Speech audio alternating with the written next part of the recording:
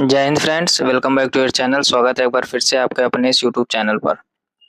जैसा कि आप देख रहे होंगे, ऊपर लिखा हुआ है एसएससी एमटीएस 2022, यानी एमटीएस के 2022 की ये हिस्ट्री के सभी इंपॉर्टेंट क्वेश्चन हैं। और ये जो नीचे लिखा हुआ एग्जाम डेट यानी 2023 में आपके 2/5/2023 से लेकर 20 जून 2023 तक आपके एग्जाम होने थे। कब हुए थे? 2023 में। और ये एसएससी एमटीएस के प्रीवियस ईयर्स हिस्ट्री के क्वेश्चन। पहला क्वेश्चन क्या लिखा हुआ है इसमें? लिखा है अशोक के अभिलेखों के अनुसार निम्नलिखित में से कौन सा मगध साम्राज्य में एक प्रांतीय केंद्र नहीं था। ध्यान से समझो। लिखा है अशोक के अभिलेखों के अनुसार निम्नलिखित में से कौन सा मगध साम्राज्य में एक प्रांतीय केंद्र नहीं था।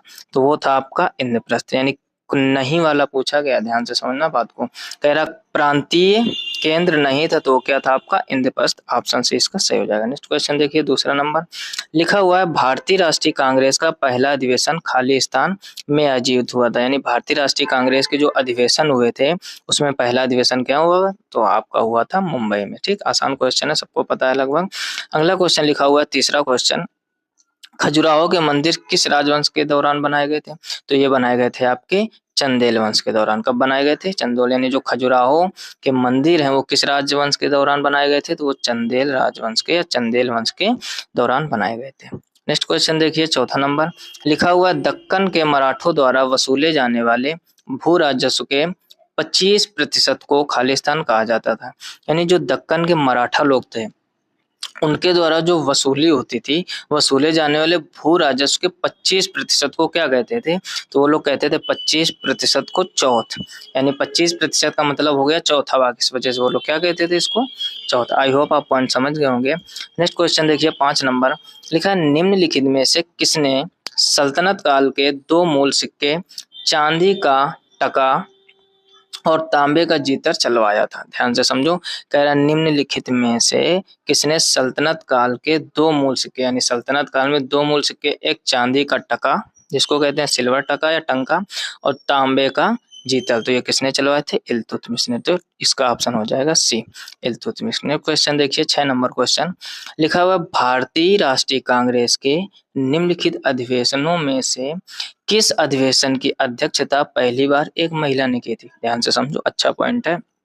कह रहा भारतीय राष्ट्रीय कांग्रेस के निम्नलिखित अधिवेशनों में से किस अधिवेशन की अध्यक्षता पहली बार एक महिला ने की थी? तो वो था कलकत्ता 1917।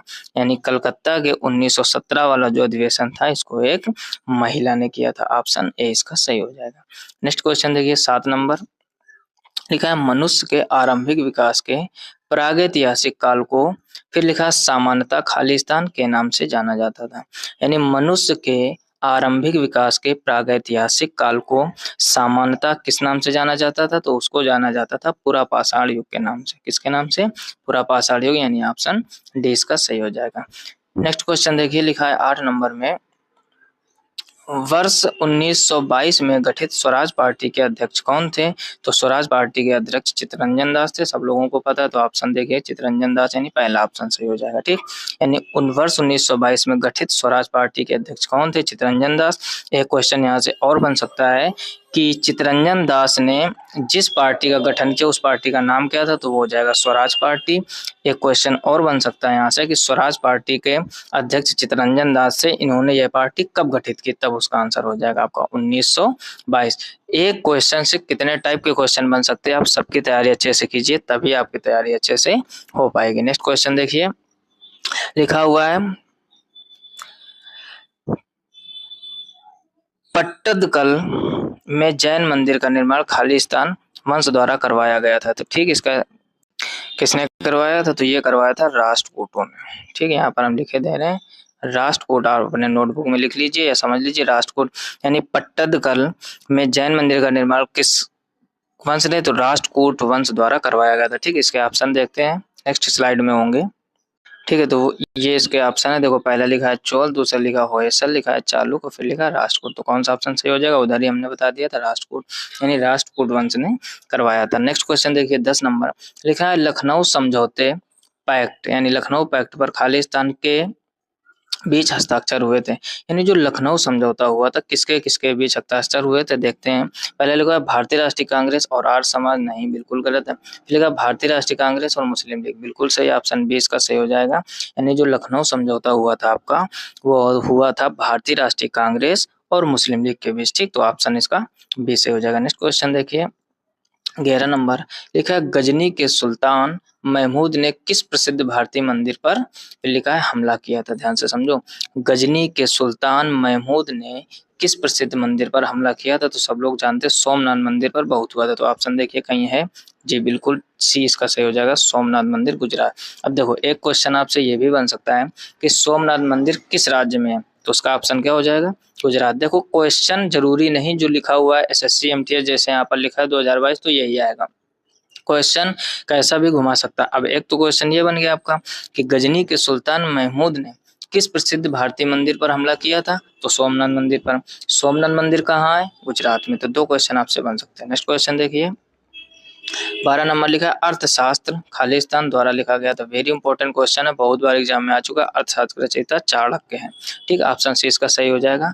बार बार हम बोल रहे हैं वेरी इंपॉर्टेंट क्वेश्चन है, यानी रचयिता से लेकर एक क्वेश्चन आपके एसएससी के एग्जाम में ज्यादातर बनता है, तो इसके अर्थशास्त्र के कौन है, चाणक्य। नेक्स्ट क्वेश्चन देखिए 13 नंबर लिखा हुआ है 1854 में ईस्ट इंडिया कंपनी के कोर्ट ऑफ डायरेक्टर्स द्वारा भेजा गया वुड की नीति पत्र यानी वॉइस डिस्पैच से संबंधित था, यानी कहने का मतलब 1854 में ईस्ट इंडिया कंपनी के कोर्ट ऑफ डायरेक्टर्स द्वारा भेजा गया वुड का नीति पत्र वॉइस डिस्पैच किससे संबंधित था, तो ये शिक्षा से संबंधित था, ठीक, तो इसका ऑप्शन कौन सा हो जाएगा, ऑप्शन 20 का सही हो जाएगा, ये शिक्षा से संबंधित था। नेक्स्ट क्वेश्चन देखिए आप 14 नंबर लिखा हुआ है किस मुगल सम्राट ने एलोरा के कैलाश मंदिर को तोड़ने का प्रयास किया था, यानी जो एलोरा का कैलाश मंदिर है कौन सा मुगल सम्राट है, कौन सा वो मुस्लिम था जिसने तोड़ने का प्रयास किया, तो वो थे औरंगजेब, ठीक, ऑप्शन इसका ए सही हो जाएगा, औरंगजेब। फिर से समझो लिखा है किस मुगल सम्राट ने एलोरा के कैलाश मंदिर को तोड़ने का प्रयास किया, वो थे औरंगजेब। नेक्स्ट पॉइंट देखिए 15 नंबर लिखा हुआ है गयासुद्दीन तुगलक की मृत्यु के बाद गद्दी पर कौन बैठा, तो गयासुद्दीन तुगलक की मृत्यु के बाद गद्दी पर बैठने वाला था मोहम्मद बिन तुगलक, ठीक है ना, ऑप्शन 20 का सही हो जाएगा, यानी गयासुद्दीन तुगलक की मृत्यु के बाद गद्दी पर कौन बैठा था, तो वो थे मोहम्मद बिन तुगलक। नेक्स्ट क्वेश्चन देखिए 16 नंबर लिखा है मेगस्थनीज, ठीक, खालिस्तान के दरबार में एक यूनानी राजदूत था, यानी कहने का मतलब समझो, लिखा है मेगस्थनीज खालिस्तान के दरबार में एक यूनानी राजदूत था, यानी मेगस्थनीज कहाँ के थे, यूनान के, यानी ये एक यूनानी राजदूत थे और किसके दरबार में थे, तो वो थे चंद्रगुप्त मौर्य, ठीक, चंद्रगुप्त मौर्य के दरबार में मेगस्थनीज क्या थे, राजदूत थे, और कौन से, यूनानी राजदूत। नेक्स्ट पॉइंट देखिए 17 नंबर लिखा हुआ है निम्नलिखित में से कौन सा विद्रोह सन 1855-56 के बीच हुआ था, यानी कौन सी वो लड़ाई है, कौन सा वो विद्रोह है जो 1855-56 में हुआ,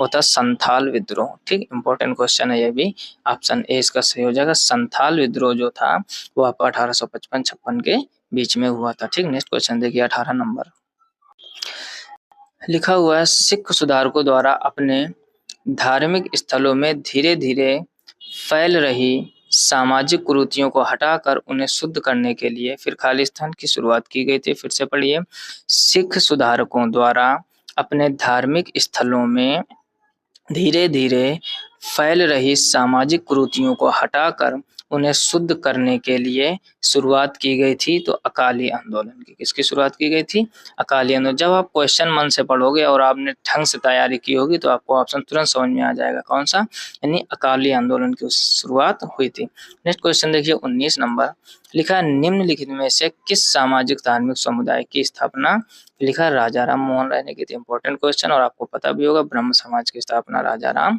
मोहन राय ने की थी, सती प्रथा का भी अंत राजा राम मोहन राय ने किया था। नेक्स्ट क्वेश्चन देखिए 20 नंबर लिखा है दिल्ली सल्तनत के दौरान उलेमा शब्द का संबंध खालिस्तान से था, यानी दिल्ली सल्तनत के दौरान उलेमा शब्द का संबंध किससे था, यानी जो उलेमा शब्द है इसका संबंध किससे था, तो ये था विद्वान धर्मशास्त्री और न्यायशास्त्री से, यानी उलेमा किसको एक तरह से कहते थे, किसके संबंध में था ये, वो था विद्वान धर्मशास्त्री और न्यायशास्त्री। नेक्स्ट क्वेश्चन देखिए 21 नंबर लिखा हुआ कर्नाटक के गुलबर्गा में स्थित बहमनी स्मारक वास्तुकला की खालिस्तान शैली को दर्शाते हैं। फिर से पढ़ लीजिए। यह कर्नाटक के गुलबर्गा में स्थित बहमनी स्मारक वास्तुकला की, फिर लिखा है खालिस्तान शैली को दर्शाते हैं, तो ये दक्कन की शैली को, इसको दक्कन शैली को दर्शाते हैं। ऑप्शन बी इसका सही हो जाएगा। नेक्स्ट क्वेश्चन देखिए 22 नंबर, लिखा है वर्ष 1947 में जब भारत में ब्रिटिश शासन समाप्त हुआ, यानी देश कब आजाद हुआ था? 1947 में, सबको पता होगा। कह रहा शासन सब समाप्त हुआ तो साक्षरता दर सिर्फ कितने परसेंट थी? तो तब साक्षरता दर थी 12%। बात को समझो, यानी सिर्फ भारत में 12% ही लोग शिक्षित थे, यानी पढ़े लिखे थे। कब? 1947 में, जब अपना देश आजाद हुआ था। नेक्स्ट पॉइंट देखिए 23 नंबर, लिखा हर्षवर्धन के दरबारी कवि कौन थे? इंपॉर्टेंट क्वेश्चन है। बाणभट्ट। हर्षवर्धन के दरबारी कवि कौन थे? बाणभट्ट। आसान से क्वेश्चन आप याद कर लीजिए। नेक्स्ट क्वेश्चन देखिए 24 नंबर, लिखा प्रार्थना समाज के संस्थापक कौन थे? अब देखो, संस्थापक जरूर कहीं ना कहीं एग्जाम में बनता है क्वेश्चन संस्थापक से रिलेटेड। तो प्रार्थना समाज के संस्थापक कौन थे? आत्माराम पांडुरंग। ब्रह्म समाज के कौन थे? अभी पीछे क्वेश्चन किया था, कमेंट बॉक्स में कमेंट करके बताइए कि ब्रह्म समाज के संस्थापक कौन थे?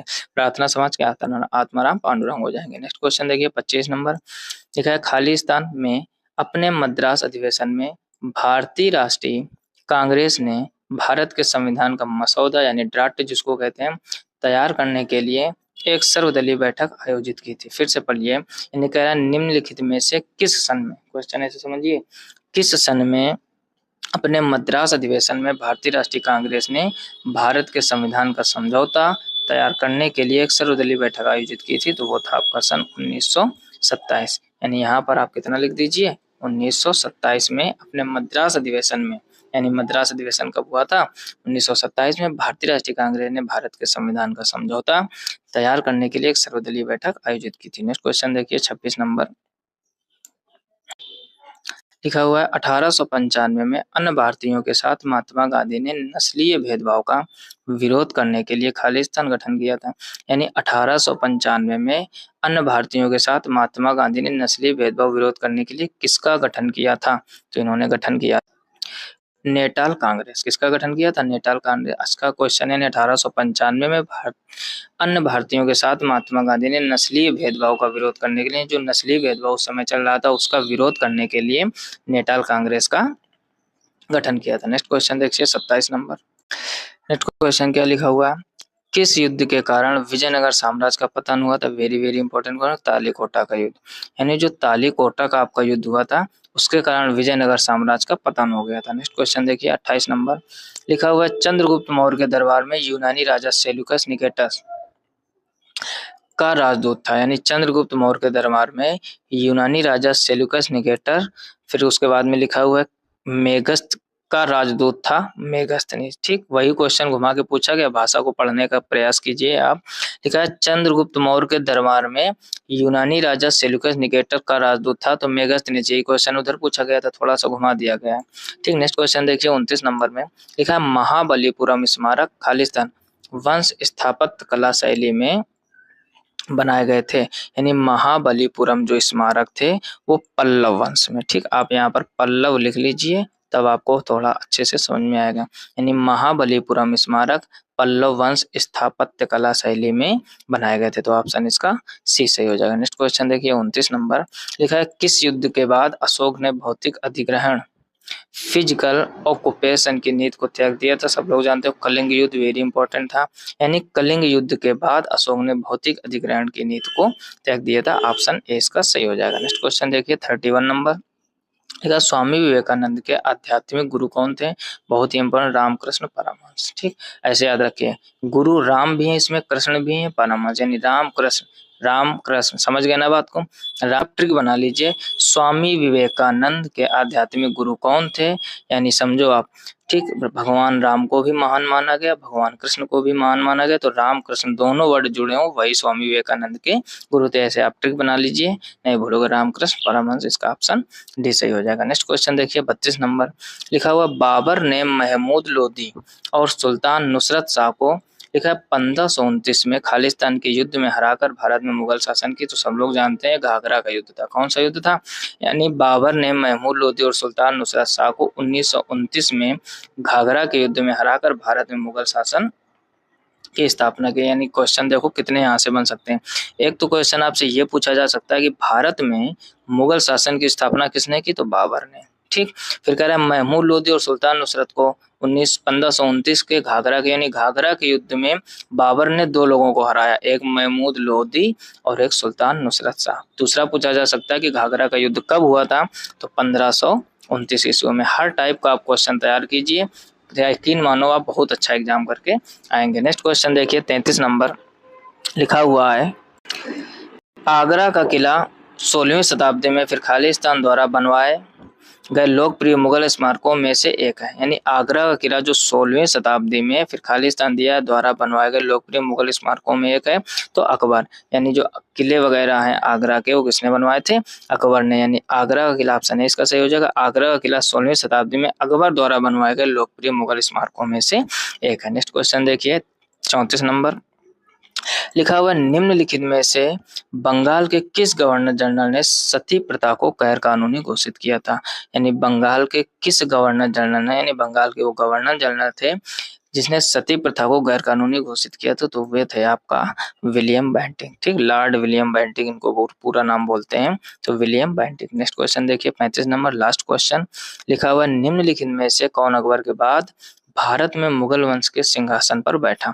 यानी अकबर के बाद, ध्यान से समझो बात को, अकबर के बाद भारत में मुगल वंश के सिंहासन पर कौन बैठा था, तो वो आपके थे जहांगीर। ऑप्शन ए इसका सही हो जाएगा। क्वेश्चन लिखा हुआ है पहले ये खालिस्तान, फिर लिखा है में स्थित रावत फाड़ी गुफा पूर्वकालीन चालुक्य शैली स्थापत्य कला का एक उदाहरण है जो अपनी विशिष्ट मूर्तिकला शैली के लिए जानी जाती है। कहने का मतलब, ध्यान से समझिए, जो ये आपका वर्ड लिखा हुआ है रावत फाड़ी, रावण फाड़ी गुफा पूर्वकालीन चालुक्य शैली स्थापत्य कला का एक उदाहरण है जो अपनी विशिष्ट मूर्तिकला शैली के लिए जानी जाती है। कहने का मतलब ये कहाँ पर स्थित है। पहला ऑप्शन दिया गया है केरल, दूसरा लिखा है तमिलनाडु, तीसरा लिखा है आंध्र प्रदेश और चौथा लिखा है कर्नाटक। तो ये रावत फाड़ी गुफा कहाँ है आपकी, कर्नाटक में। आई होप आप पॉइंट समझ गए होंगे। नेक्स्ट देखिए 37 नंबर क्वेश्चन लिखा है, पृथ्वीराज तृतीय ने सन यानी किस सन में अफगान शासक सुल्तान मोहम्मद गौरी को हराया था। कहने का मतलब जब पृथ्वीराज तृतीय और मोहम्मद गौरी का युद्ध हुआ था, किस सन में युद्ध हुआ था पूछा गया, तो जब पृथ्वीराज तृतीय ने मोहम्मद गौरी को हटाया था, मोहम्मद गौरी को हराया था, तो वो था आपका 1191 ईस्वी में। ठीक, यानी यहाँ पर आप लिख दीजिए 1191। अब पूरा पॉइंट पढ़िए, अच्छे से समझ में आएगा। यानी पृथ्वीराज तृतीय ने सन 1191 में अफगान शासक सुल्तान मोहम्मद गौरी को हराया था।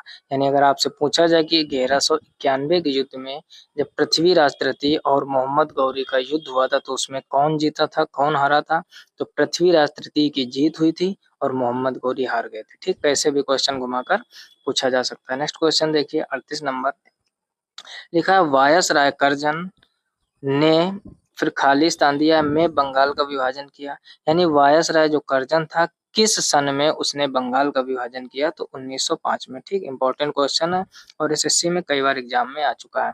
यानी वायसराय करजन ने 1905 ईस्वी में बंगाल का विभाजन किया। नेक्स्ट क्वेश्चन देखिए 39 नंबर लिखा है, वज्र महाजनपद की राजधानी क्या थी। यानी जो वज्र महाजनपद था इसकी राजधानी क्या थी, तो इसकी राजधानी थी वैशाली। ये आपका एसएससी सीजीएल में भी आ चुका है। एसएससी सीजीएल में आपका ये आ चुका है। कब आया था, तो ये आया था 2022 में। कहने का मतलब ये क्वेश्चन 2022 एमटीएस में भी पूछा गया और एसएससी सीजीएल में भी इम्पोर्टेंट है। यानी वज्र महाजनपद की राजधानी क्या थी, वैशाली। नेक्स्ट क्वेश्चन देखिए 40 नंबर लिखा है, तंजौर में बृहदेश्वर मंदिर खालिस्तान शासकों द्वारा बनवाया गया था। यानी बृहदेश्वर मंदिर कहाँ बना है, तंजौर में बना है। किसने बनवाया था, तो चोल शासकों ने। ठीक है ना, 2 क्वेश्चन यहाँ से बन सकते हैं आपके कि तंजौर में बृहदेश्वर मंदिर को किसने बनवाया था, तो चोल ने। दूसरा क्वेश्चन पूछा जा सकता है बृहदेश्वर मंदिर कहाँ स्थित है, तो वो तंजौर में। नेक्स्ट पॉइंट देखिए 41 नंबर लिखा है, वर्ष 1835 के अंग्रेजों के शिक्षा अधिनियम के परिणाम स्वरूप खालिस्तान फिर खालिस्तान शिक्षा का माध्यम बनाया। कहने का मतलब वर्ष 1835 के अंग्रेजों के शिक्षा अधिनियम के परिणाम स्वरूप अंग्रेजी को उच्च शिक्षा का माध्यम बनाया। तो यहाँ पर आप क्या भरोगे, यहाँ पर आप भरोगे अंग्रेजी, ठीक, और यहाँ पर भरोगे उच्च। कहने का मतलब 1835 के अंग्रेजों के शिक्षा अधिनियम के परिणाम स्वरूप अंग्रेजी को उच्च शिक्षा का माध्यम बनाया गया। तो इसका ऑप्शन कौन सा सही हो जाएगा, ऑप्शन नंबर इसका डी सही हो जाएगा। नेक्स्ट क्वेश्चन देखिए 42 नंबर, 18वीं शताब्दी की शुरुआत में राजपूत शासक सवाई राजा जयसिंह ने खालिस्तान में अपनी नई राजधानी की स्थापना की। कहने का मतलब 18वीं शताब्दी की जब शुरुआत हुई थी तब जो राजपूत शासक आपका था सवाई राजा जयसिंह, इसने कह रहा अपनी राजधानी की स्थापना की थी, यानी कहाँ की थी, तो जयपुर में।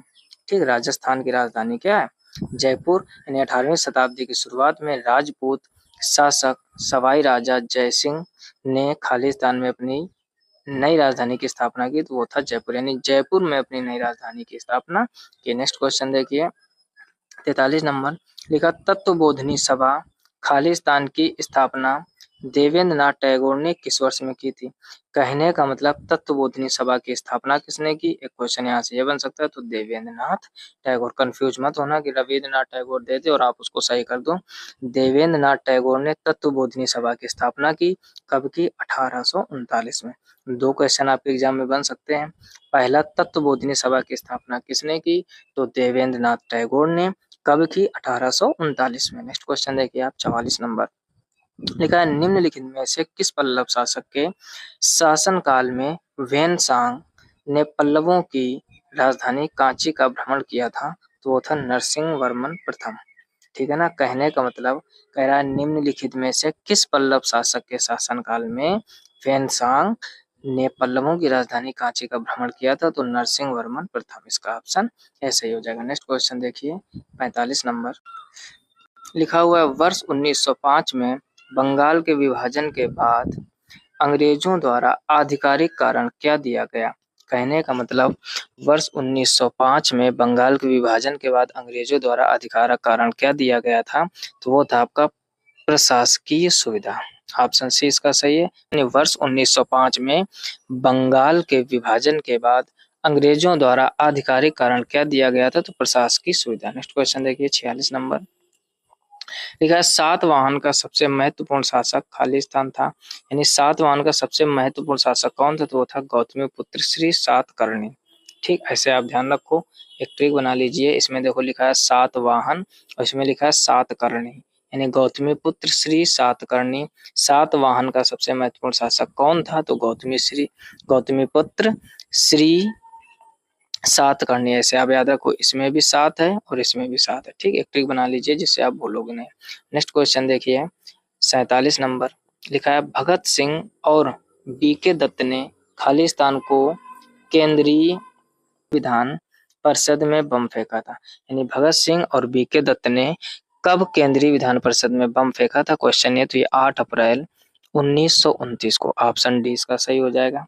कहने का मतलब भगत सिंह और बीके दत्त ने 8 अप्रैल 1929 को केंद्रीय विधान परिषद में बम फेंका था। नेक्स्ट क्वेश्चन देखिए 48 नंबर, लिखा चंगेज खान के नेतृत्व में मंगोलों ने खालिस्तान में, लिखा उत्तर पूर्वी ईरान में ट्रांस ऑक्सियाना पर हमला किया था। यानी चंगेज खान के नेतृत्व में जो मंगोल थे, मंगोलों ने किस सन में उत्तर पूर्वी ईरान में ट्रांस ऑक्सियाना पर हमला किया था, तो कब किया था, 1219 में। तो इसका ऑप्शन सही हो जाएगा, ऑप्शन बी 1219 ईस्वी में। यानी फिर से समझो, चंगेज खान के नेतृत्व में मंगोलों ने 1219 में उत्तर पूर्वी ईरान में ट्रांस ऑक्सियाना पर हमला किया था। नेक्स्ट क्वेश्चन देखिए आप 49 नंबर, लिखा भारत में सन खालिस्तान में सती प्रथा का प्रतिबंध लगा दिया गया था। अब देखो सती प्रथा की बार बार चर्चा करते, बहुत इंपॉर्टेंट क्वेश्चन है।